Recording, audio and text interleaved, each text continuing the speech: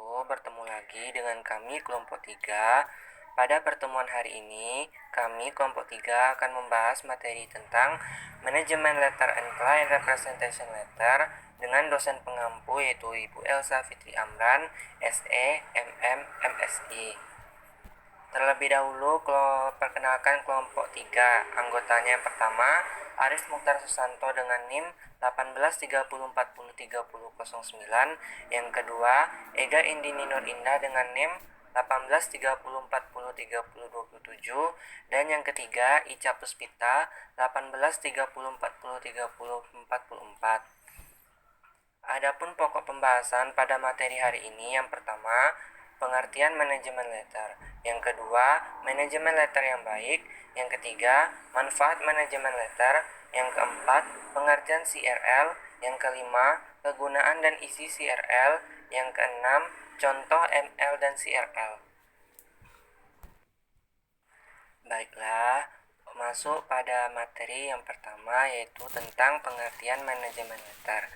Manajemen letter adalah suatu surat yang dibuat oleh kantor akuntan publik atau KAP yang ditunjukkan kepada manajemen perusahaan yang diperiksa oleh laporan keuangannya, yang berisikan memberitahukan kelemahan dari pengendalian intern perusahaan yang ditemukan selama pelaksanaan pemeriksaan, disertai dengan saran-saran perbaikan dari KAP.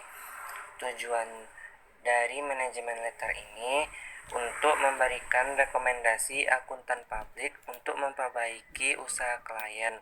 Rekomendasi ini memusatkan pada saran untuk dapat beroperasi lebih efisien. Ada dua alasan auditor menulis yaitu manajemen letter yang baik, untuk mendorong hubungan yang lebih baik antara kantor akuntan publik dan manajemen, dan untuk menawarkan jasa pelayanan perpajakan dan manajemen yang dapat disediakan oleh kantor akuntan publik. Materi yang kedua yaitu manajemen letter yang baik. Dalam membuat manajemen letter, perlu diperhatikan beberapa hal penting agar dihasilkan suatu manajemen letter yang baik dan efektif.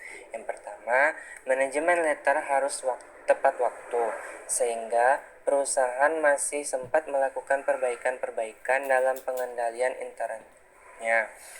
Jika manajemen letter terlambat diberikan, maka kemungkinan besar kelemahan-kelemahan dalam pengendalian intern sudah mengakibatkan terjadinya kesalahan dan kecurangan yang merugikan perusahaan. Yang kedua, manajemen letter harus berisikan saran-saran yang bermanfaat dan bisa diterapkan. Yang ketiga, komentar dan saran-saran dalam manajemen letter itu tidak boleh merupakan sesuatu yang mengejutkan atau surprise. Yang keempat, manajemen letter itu harus dituliskan dengan menggunakan bahasa yang baik, halus, dan tidak menyinggung perasaan orang lain. Yang kelima, kelemahan dan saran-saran yang diberikan bisa diurutkan berdasarkan urutan pos neraca dan laba rugi, atau dari yang memerlukan perhatian khusus dari manajemen dan perlu penanganan secepat mungkin. Yang keenam, saran-saran yang diberikan harus disesuaikan dengan kondisi bisnis perusahaan dan harus menunjukkan kemauannya. Yang ketujuh, pada bagian akhir manajemen letter, untuk mengucapkan terima kasih kepada manajemen dan seluruh staf perusahaan atas segala bantuan dan kerjasama yang diberikan mereka selama akuntan publik melaksanakan pemeriksaan. Baiklah, saya akan melanjutkan materi yang C, yaitunya manfaat manajemen letter. Adapun manfaat manajemen letter adalah satu, bagi klien. Bagi klien ada yang pertama adalah untuk mengetahui kelemahan pengendalian internal perusahaannya. Dua, untuk melakukan tindakan perbaikan untuk mengatasi kelemahan tersebut. Dua, bagi KAP. Yang A, nama KAP bertambah baik. B, keberlanjutan dan penyebar luasan jasa yang diberikan. 3. Bagi staf KAP atau anggota tim pemeriksa. A. Menambah kesejahteraan. B. Memperluas pemahaman berbagai pengendalian internal perusahaan. C. Memahami pembuatan manajemen letter yang baik. Adapun tugas dan tanggung jawab anggota tim audit dalam membuat manajemen letter. 1. Asisten auditor. A. Terjun ke kantor perusahaan atau klien setiap hari. B. Mengumpulkan data dan informasi dalam pengendalian internal perusahaan. C. Mendokumentasikan data dan informasi, fotokopi bukti pendukung. 2. Senior auditor. A. Analisis kertas kerja pemeriksaan yang dibuat asisten auditor. B. Mengumpulkan dan menyusun hal yang tersebut manajemen letter. C. Mendiskusikan konsep manajemen letter dengan bagian pajak dan manajemen servis dari KAP. D. Menyerahkan konsep manajemen letter kepada audit supervisor atau manajer untuk ditelaah. E. Melakukan perbaikan yang diperlukan setelah dianalisis. 3. Auditor supervisor atau manajer. A. Menelaah dan mengedit konsep manajemen letter. Mengusulkan perbaikan yang diperlukan kepada auditor senior. B.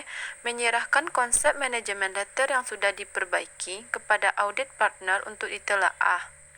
C. Setelah dianalisis audit partner dan diperbaiki, didiskusikan konsep manajemen letter dengan manajemen perusahaan. D. Melaporkan kepada audit partner mengenai hasil diskusi dengan manajemen perusahaan. Meminta persetujuan audit partner jika ada saran perbaikan dari manajemen perusahaan. E. Memerintahkan konsep terakhir manajemen letter untuk definalisasi. 4. Audit partner. A. Menelaah dan mengedit konsep manajemen letter dari audit manager dan mendiskusikannya dengan audit manager dan audit senior. B. Mengembalikan konsep tersebut.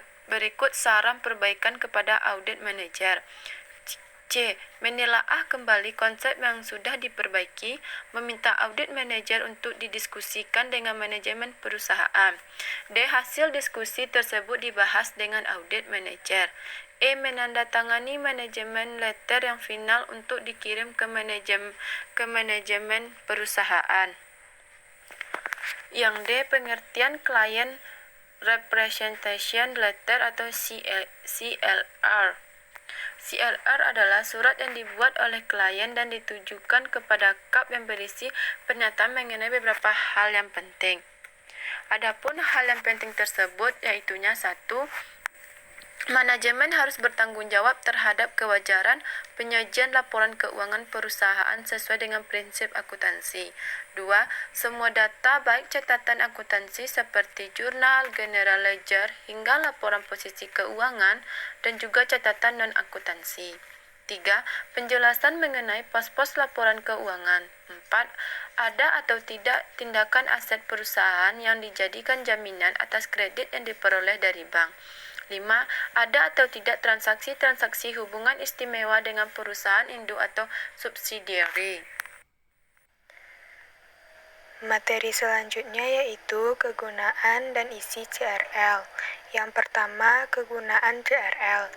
Manfaat Client Representation Letter bagi kantor akuntan publik sangat besar sekali.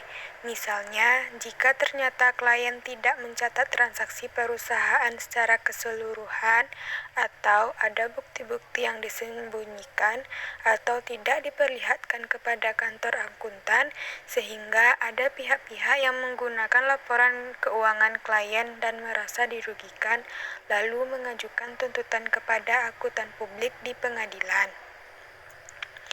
Dalam hal ini, akuntan publik dapat menunjukkan surat pernyataan langganan tersebut sebagai bukti di pengadilan, sehingga tidak disalahkan.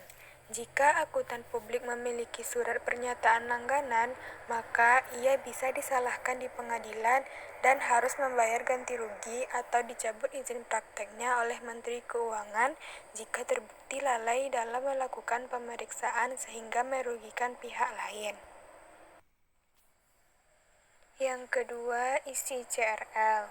Yang pertama, bahwa manajemen menyadari merekalah yang bertanggung jawab terhadap kewajaran penyajian laporan keuangan perusahaan sesuai dengan prinsip akuntansi yang berlaku umum di Indonesia. Yang kedua, bahwa semua data, catatan akuntansi, notulen rapat direksi, dan pemegang saham, serta informasi-informasi yang diperlukan dalam pelaksanaan audit, seluruhnya sudah diperlihatkan kepada akuntan publik dan tidak ada yang disembunyikan. Yang C, penjelasan mengenai pos-pos laporan keuangan, misalnya piutang yang disajikan di neraca semuanya bisa tertagih atau sudah dibuatkan penyisihan yang cukup untuk piutang yang diragukan bisa tertagih. Selanjutnya, aktiva tetap yang tercantum di neraca semuanya merupakan milik perusahaan dan dicatat berdasarkan harga perolehan. Selanjutnya, hutang yang tercantum di neraca betul-betul merupakan kewajiban perusahaan dan tidak ada hutang atau kewajiban kepada pihak ketiga yang belum dicantumkan di neraca. Yang D, menyatakan ada atau tidaknya aktiva perusahaan yang dijadikan jaminan atas kredit yang diperoleh dari bank. Jika ada aktiva yang dijadikan jaminan, harus dijelaskan aktiva apa saja yang dijaminkan dan dijaminkan kepada siapa. Yang E, menyatakan ada atau tidaknya kewajiban bersyarat pertanggal neraca. Kalau ada, harus dijelaskan dalam bentuk apa. Yang F, menyatakan ada atau tidaknya transaksi hubungan istimewa dengan perusahaan induk atau perusahaan afiliasi. Yang G, menyatakan ada atau tidaknya kejadian penting sudah tanggal neraca yang mempunyai pengaruh yang penting atau material terhadap kewajaran laporan keuangan. Misalnya terjadinya kebakaran sesudah tanggal neraca sebelum laporan akuntan diterbitkan. Berikut adalah contoh dari manajemen letter. Dan berikut adalah contoh dari client